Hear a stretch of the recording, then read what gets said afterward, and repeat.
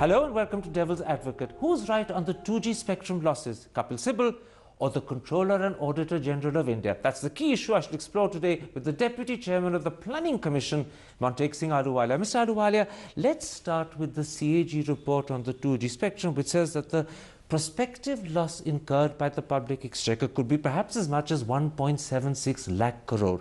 Kapil Sibal says this is utterly erroneous and there was no loss at all whatsoever. As Deputy Chairman of the Planning Commission, who do you agree with? Well, I've looked at this issue and I think there's a lot of confusion here. I mean, clearly the public is quite shocked at the idea that there may be a big loss. So the first question is there a revenue loss? Second question is that were you trying to maximize revenue? And I think you need to separate these two questions. And my own view is, I think the 1.676 lakh crores is a way out unrealistic number. Kapil himself has explained why it is not a reasonable number. It's based on 3G auctions, which took place 3 years later, is not at all comparable, and so on. But let me ask you, even if the 1.76 lakh crore figure is erroneous, was there a loss of a smaller dimension? That's a good question. And you know, here, my view is that it's not very fruitful to go into the question, could we have raised X amount of money? Because the entire formulation of telecom policy since 1999 has been that revenue maximization is not the objective of telecom policy. And I think Kapil has explained that in his interview with you, where he said, well, you know, on certain calculations, if you make the assumption that maybe by a different kind of pricing or a different kind of auctioning, you might have raised more money, you have to weigh that against the benefits that you would lose by lesser spread of telecom services at a competitive price. Well, let me put that benefit, by the way, is huge. And let me just finish this. There's been a lot of work done in other countries, and we should learn from that. I mean, in the United States, for example, people had estimated that, you know, what they call the loss of consumer benefit, if you try to raise revenue, is 10 times the revenue you raise. And that was what was guiding policy. If I can interpret what you're saying, you're actually saying there was a loss of revenue to the public exchequer, but it's more than made up for by the benefit to the consumer and by the benefit to the spread of tele-density and to the country as a result. No, I'm not saying there was, but what I'm saying is we haven't made calculations of what would have happened if we had gone for revenue maximization. Let me say that if you did that, I think what the CAG has done is not, in my view, the correct way of doing it. Let me quote to you from the last chapter of the CAG report. The fact that there has been a loss to the National Exchequer in the allocation of 2G spectrum cannot be denied. Well, first of all, this is a qualitative statement. I mean, look, I would not doubt that if you want to raise revenue, you could have raised more than zero revenue. I don't know what the position of the government on this is, but we were not trying to raise revenue. I mean, so you deliberately were prepared to accept a loss for some other reason. That's what you're saying. But that's what we do in hundreds of other things. And let me say that, you know, telecommunications is widely regarded as a transformative technology. It has huge benefits to the rest of the economy. But let me finish. It is not the revenue loss from the auction that counts. It's the total revenue impact on the exchequer. Now, if telecom services expand much more rapidly, if you don't auction the stuff, than they would if you auction it, then what you lose in the auction, you may gain from the revenue share. Well, I'm going to question... That's not being calculated by CAG at all. I'm going to question both of those one by one. First of all, I'm going to question the total revenue impact on the exchequer. If Kapil Sibal is right in saying there is no loss to the exchequer whatsoever, and those were his exact words to me, no loss whatsoever, then how do you account for the fact that companies like Swan and Unitech made windfall gains, possibly of as much as $2 billion within weeks of getting the spectrum and without starting up operations? No, let me, first of all, I saw that interview and I think you both did very well in it. What Kapil, when he said no loss to the exchequer, he kept saying you have to compare that against the benefits. So at least I read him as saying that in net terms, if you count the benefits, probably there wasn't a loss. But there is another point. Well, can I You're interrupt there? focusing on auction. Can I just interrupt there? Because you're saying that you have to count the loss against the benefit to the Exchequer. I'm going to actually then quote to you from Kapil Sibal's official press statement. He says, 2G policy was formulated with a view to maximize public welfare and not merely to maximize government revenues. Absolutely correct. But the truth of the matter is that the benefit of selling 2G cheaply didn't go to the consumer. It was cashed in by Swan and Unitech when they sold their equity to foreigners at a huge profit. So I come back. The extent to which they made profit is surely a reasonable measure of the loss to the Exchequer. Well, let me try to clarify this point. It's widely been said, and I think the public is being misled quite a bit into this. It is absolutely true that Swan and Unitech issued new equity to companies that bought into them because they had telecom, spectrum allocation. This money didn't go to the promoters, it went into the new company, and it's meant to be used to roll out the telecom services they got. They didn't sell their equity. They expanded the equity of the company and brought in new people. But that's not the same thing. Well, surely it is in a sense, because if they sold a small portion of the equity, not the entire amount, for a price that is almost 3 times what they paid for the entire amount, then that is a measure of profit that they've made. And that profit could have accrued to the government if the government had charged them higher prices to begin with, which is why the opposition says, and the CAG says, that there is a loss to the Exchequer. It may be as much as 1.76, it may be as little as 50,000 crore, but a loss there undeniably is. Well, let me say the 1.76 and 50,000 crores simply do not take account of one very crucial thing. Which is? Which is that between auctioning and not auctioning, if you believe that you can auction an overpriced or price, and it makes no difference to the rate at which telecom rolls out, then of course there's a loss.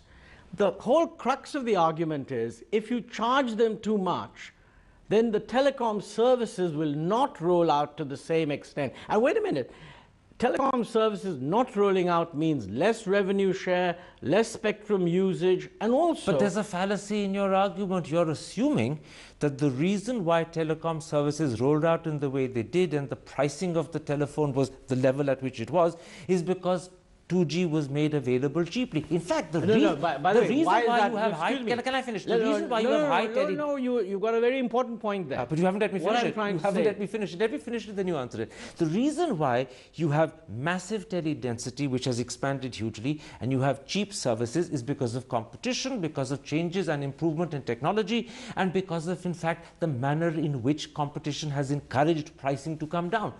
You're overlooking that. It wasn't. Let me answer that question.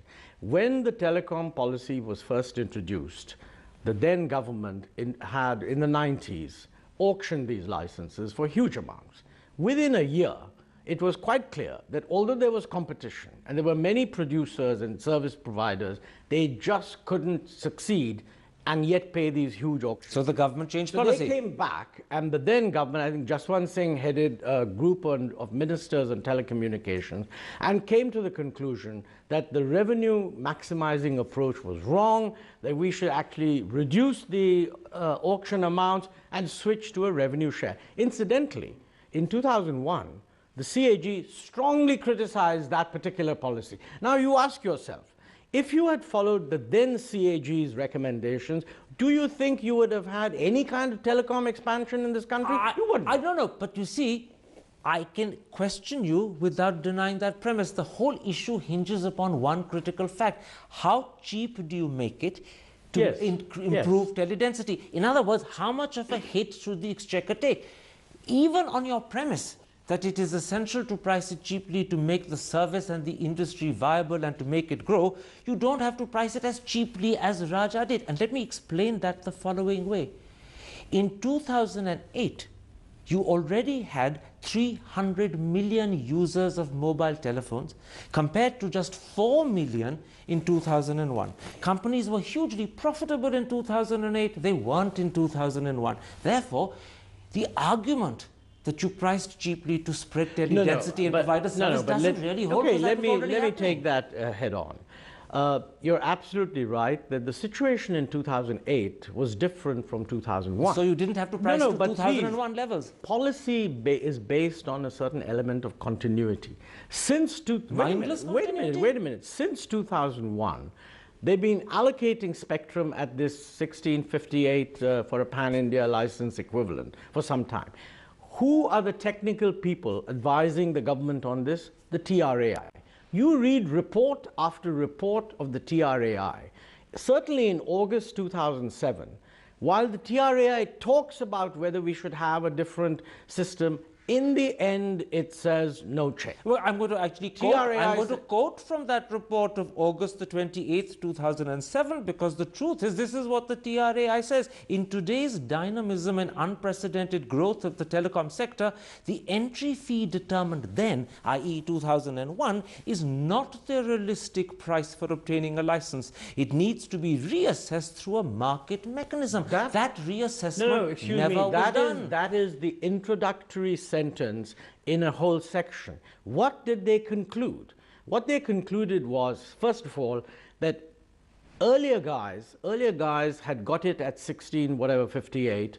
Later fellows are at a disadvantage because they haven't got a big subscriber base. Therefore, if you raise the price, you would be putting these fellows at a disadvantage. And after a certain amount of, you may say, balancing, the end recommendation is auction 3G, do not auction 2G. No, wait a minute. No, they didn't say. They said carry on as is. I don't remember the exact words. They did say carry on as is in terms of not auctioning and carrying on by the first come, first serve route, but they didn't say charge the same price. This is the point I'm making. You don't have to necessarily auction. You can stick with the first come, first serve, but charge a bigger, higher price to reflect the fact that you have a much more developed industry. Don't stick to 2001 pricing, increase the pricing, stick to the same first come, first serve. I have no problem with the argument that, you could make the argument that in 2008, even though you've been giving licenses for 7 years at different times, all at 1658. Which shouldn't have been done. Maybe different governments did it, but that's policy. But still wrong. Still wrong. No, I mean, look, every policy can always be different. But look at it in terms of what the TRAI finally said. Now, I don't have the report with me, but I assure you that, TRAI is meant to be a technical arm. Had they wanted the price to be reviewed, they would have said, keep the system but adjust the price. They didn't say it wasn't just the TRAI who had serious reservations and doubts about pricing. The Finance Secretary, in a letter dated the 22nd of November 2007 to the Department of Telecom, indicated that he had serious objections to spectrum being sold in 2007 at 2001 prices. He wanted A, the price raised, and B, the decision to sell at the old price stayed. Again, that wasn't done. Wait. Let me again. I mean, you're absolutely right. The as any finance ministry would do, would be looking for revenue maximization, even though they may not quite like to say that. So it is true that the finance ministry was of the view that we ought to get a better price for this spectrum. But the procedural issue is that if the finance ministry didn't really want to do this, they could have taken this matter to the cabinet. Now, the fact is the finance ministry had a certain view, which I can understand. I mean, as finance secretary, I was also very concerned about revenue.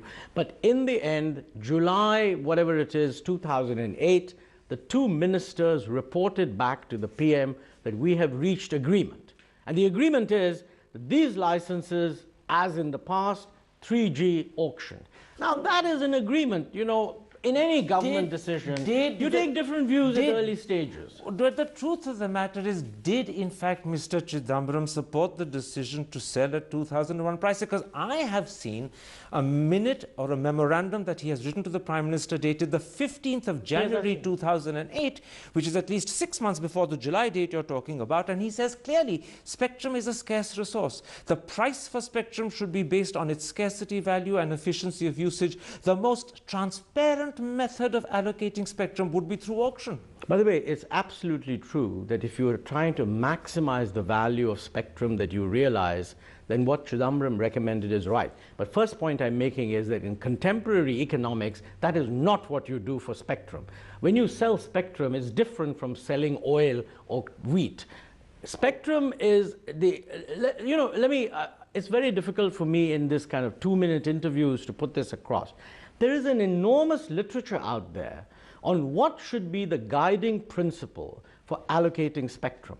And there is complete agreement that you do not maximize value because the price of the spectrum is not independent of the policy that you have. But this brings me back to the question I raised earlier. Did you have to make it as cheap as you did? Did you in fact incur a bigger loss than you needed to incur but you see, just to benefit the industry and spread teledensity? Have you overdone it? If your case is you abandon the 1,76,000 crores as being unrealistic. You abandon the 40,000 crores as also being unrealistic. If the limited point you're making is, wouldn't it have been better to raise 1658 to some little higher number? It's impossible to make an argument on that unless you quantify. Except for the fact that why do you want to abandon the figure of 45,000 crore? That is precisely the sum of profit that Swan and Unitech made. No, but let's be clear, that is a complete falsehood because Swan and Unitech issued new equity. That new equity brought this money into the company. Their own equity in the company declined significantly as a result. So that is not money that the owners of Swan and Unitech made. Let me come back to another point. What you're really trying to say, I think, is that why is it that these operators were able to make this money? I think the fault there lies in the first come, first serve principle. Because the first come, first serve principle, which again, unfortunately, has been there for 10 years, is not invented by this government. It enables whoever came first to get preference in a license. Now, the CAG, in my view, has rightly criticized a lot of the means of implementing the first come, first serve. But I'm going further. I think even the first come, first serve, if perfectly implemented, would create a situation where weak players who don't have the full capacity to utilize the value of the license would end up bringing in other people who would actually utilize the value of the license. And so it was inevitable that if you go down the first come, first serve route, people like Swan and Unitech who didn't have experience and were weak players would have to bring someone else in. It's not inevitable, but because, it was likely. Because let me say, you can always have first come, first serve with tighter rules of eligibility. I mean, if, for example, one of the problems that has come out, and I think the CAG report makes some very important points, they say that companies that were not eligible have been given licenses. Now, Kapil has said he's going to cancel these licenses following due process of law. So let's be clear. I am not saying that there wasn't a problem. I mean, it's not for me to say. These are all matters that are being But the problem is different to what the CAG has identified as the primary problem. I do believe that focusing on revenue loss is actually analytically a red herring. It misses the entire accumulated knowledge on how to run the telecom system. It contradicts the entire policy of the Government of India in the last 10 years. And furthermore, it is against what the TRAI recommended. What I'm amazed at, the CAG report, in my view, should have said all this. It should have said that in Europe, the auctioning was widely regretted by the countries that did it because it was felt that it wasn't the right way to go. So I think these, in the public debate, everybody loves a scam, so nobody wants to raise these issues. But the important thing, and I'm going to end on this because we've run right out of time, is that in fact you do believe that first come, first serve was the wrong way to have gone about it. I believe that if we were doing another system which was non-auction, I would not do it on first come, first serve. I would do it on qualifying players according to weightage given to technical capacity. That's the sensible way of doing it. Montek S Ahluwalia, a pleasure talking to you. Nice talking to you, Karan.